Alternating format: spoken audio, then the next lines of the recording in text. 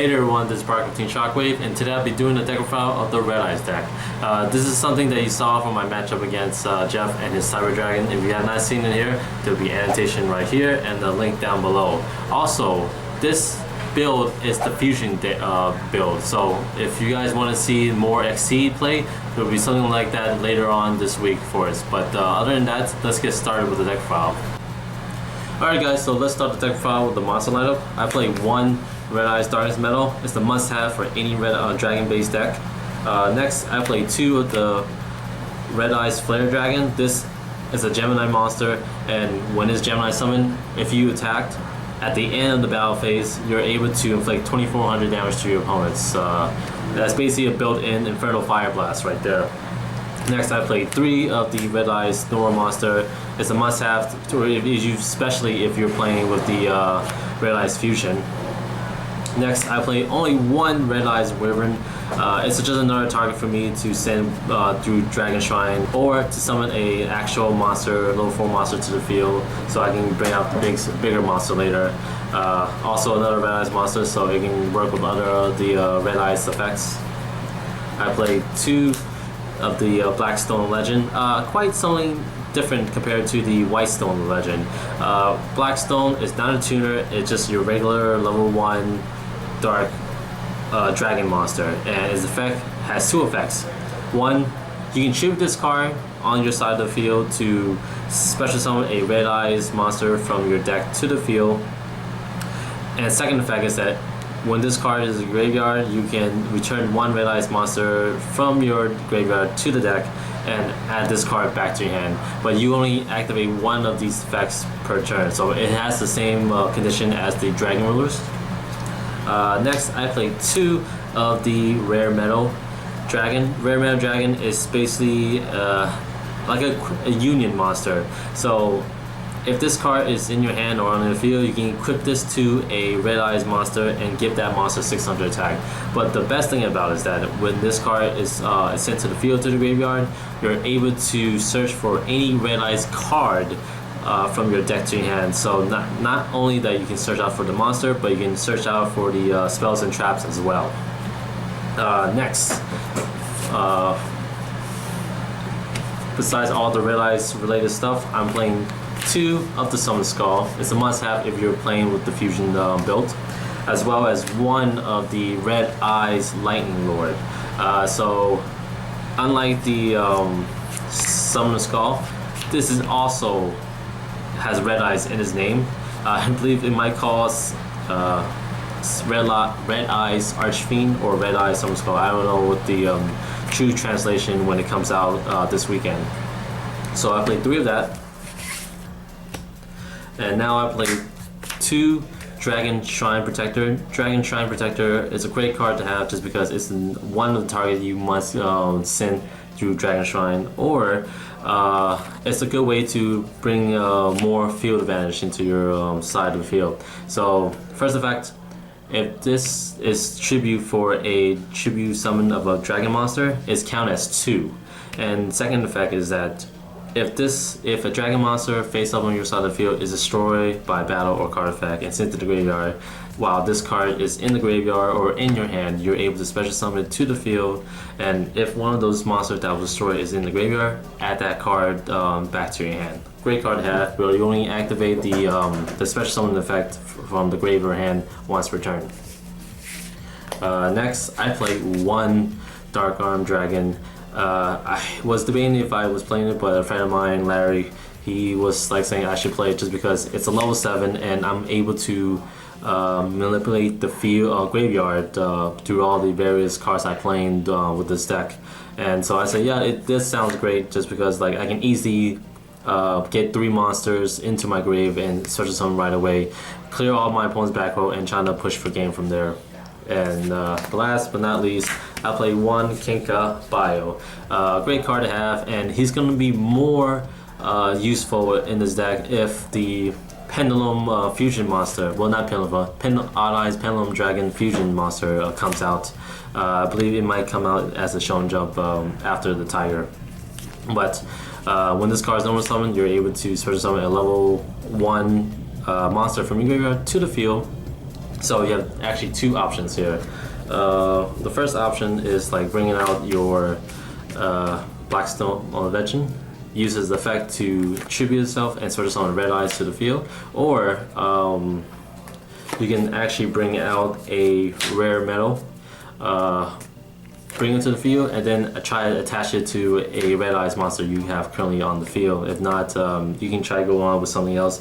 But in this, like I mentioned before with the Odd Eyes fusion monster, if that card ever comes out, you're able to just contact fuse by these two monsters, special summon the Odd Eyes to the field, and then you're able to bring out a, I believe it's like 3400 attack fusion monster with the effect damage of if it destroys a monster, you inflict the damage to your opponents depending on the attack points of the beast monster that was fused into it.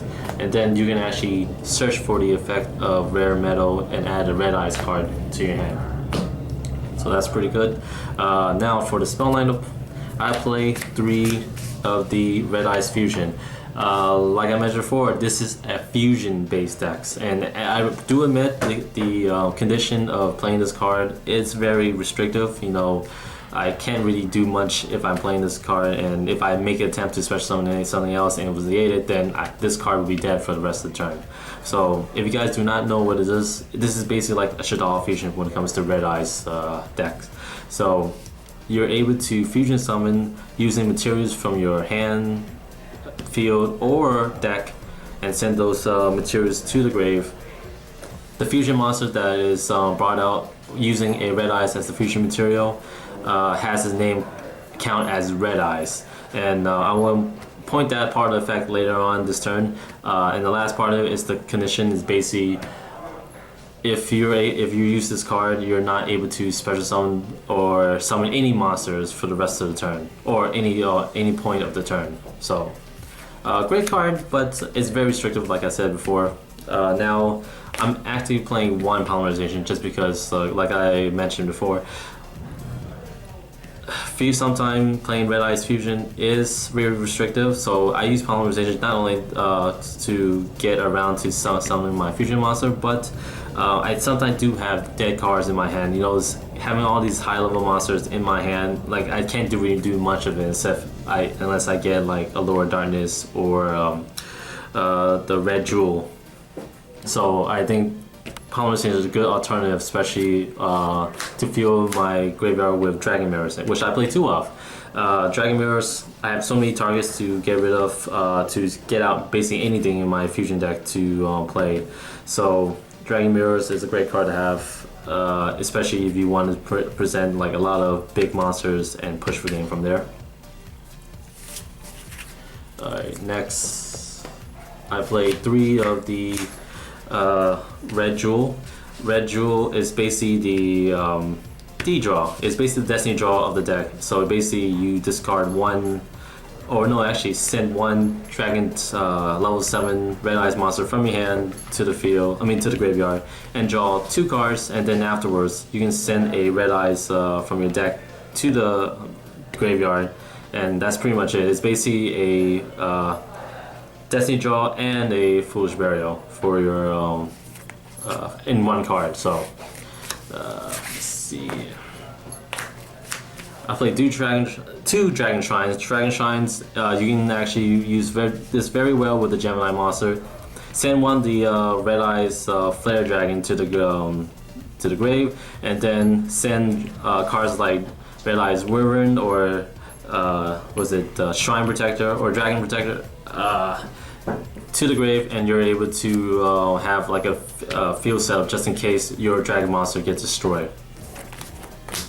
I played 2 of the Silver's Cry. Silver's Cry is also a great card because those Gemini monsters becomes normal in the graveyards, and so you have plenty of targets to choose from Red Eyes to Red Eyes Flare.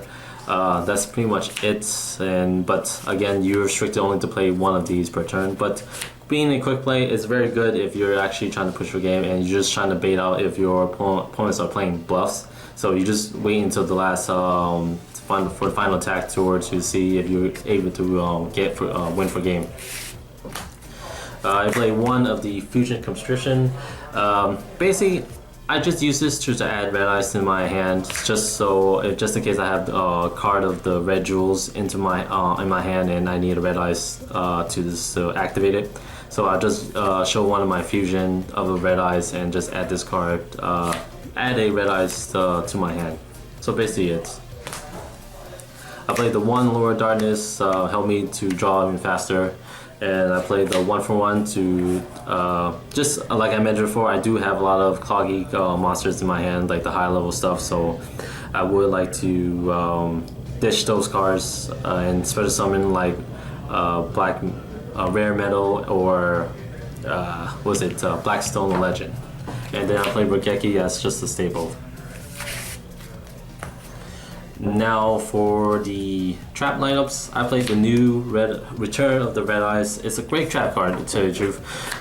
So basically, if you can show a Red Eyes monster, you're able to special summon a normal monster from your graveyard to the field. So this count as targeting the Red Eyes Archfiend as well as the just any of the Red Eyes monsters, because they are normal in the grave.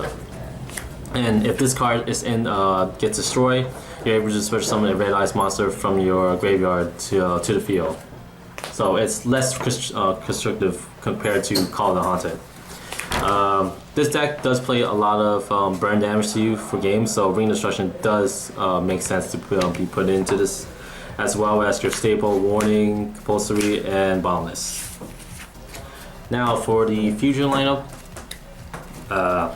I played the actual Black Skull Dragon just because the again, sometimes I can't use the my fusion materials such as the Geminis to get out what was it the new Black Skull Dragon, just because it might be all in my graveyard and I have no way to bring it out, so I use this Black Skull Dragon as just a last resort. But speaking of the new Black Skull Dragon, I'm playing the Black Archfiend Dragon, and here's the reason why I mentioned about the Red Eyes Fusion earlier, about the effect of giving that monster a Red Eyes as his name, because it's like I mentioned before, this is not a Red Eyes monster within the name, so you have to give the ability to the monster, so you can equip cards like Rare Metal or play cards like Return of the Red Eyes to make it keep it live. So this new Black Skull Dragon here has the Arminius effect, and when this card does battle a monster at the end of the battle phase, you're able to return a Red Eyes monster from your deck to the field. From your deck. No, I'm sorry. From your graveyard to the deck, and inflict wherever the attack points of the actual monster you return back to your deck to your opponents. Great card to have. If this card was any bigger, you can actually could go for game especially if you didn't use Red Eyes Fusion on that turn. I play one of the Meteor Black Dragon. I know I can't get it out just because I don't have the Meteor Dragon anywhere in this deck, but I use them as the target for Fusion Constriction to show to my opponent, so I can just grab a Red Eyes from my deck to my hand. And now I play First of the Dragon. If you saw my matchup with Jeff, this is the card I use a lot to bring out, just because that Infinity Cyber Dragon, it was a pain in the ass to get around, and I know that the First of the Dragon could stop from him like sucking up my monster as his material. So not only that, but if you're playing against a deck that's heavy based on your opponent's effect monster, this is the card go for you. And not only that, but any two monsters that you can fuse with, it's a great card to have, especially when it has 2700 attack. Next, my last fusion is the Five-Headed Dragon. I don't really get this out, but as a fun card, and sometimes in some situation when I need to take down a big beater, I'll go for the Five-Headed Dragon. Alright, that's for the fusion, and now for the extra deck. I played two of the Black Flare Metal Dragon. Great card to have. It cannot be destroyed by card effect if it has material on it, and For each time that your opponents activate a card effect and resolve, your opponents take 500. So it's like the Curse of the Seal trap card, but instead of spells and taking 1,000, you're just taking your opponent's taking 500 for every move they make. Also, you can attach material to special summon a level 7 dragon monster from the grave. Next, I play 2 Dragosack. Dragosack is also a main staple to play, especially when you're playing a deck that has a lot of level 7 monsters. You can use this for protection and also blowing up problematic cards. Big Guy and Master of Blades is also a great card to have. That's pretty much it for the extra deck. I do have a little more space I can add in. Like I mentioned before, I am waiting for the Odd Eyes Fusion monster to come out because that does really make a difference in this deck, as well as you can also play some rank 6 monsters too, just in case you're able to bring out 2 Summon Skulls to the field and try to play maybe was it Bouncer or was it that Gauntlet monster? I forgot the name of it, but yeah, but that's pretty much it for the deck profile. Alright guys, that's pretty much it for the video. Overall, I really like this deck, and especially from a guy that plays heroes all the time. Of course, my deck will be based on the Fusion build, but if you guys are curious about the Exceed build, we'll have something coming up pretty soon before the sneak peek coming up. But if you guys would like to see the Exceed build, leave a thumbs up and let us know what you want to see. This is Parking Shockwave signing out.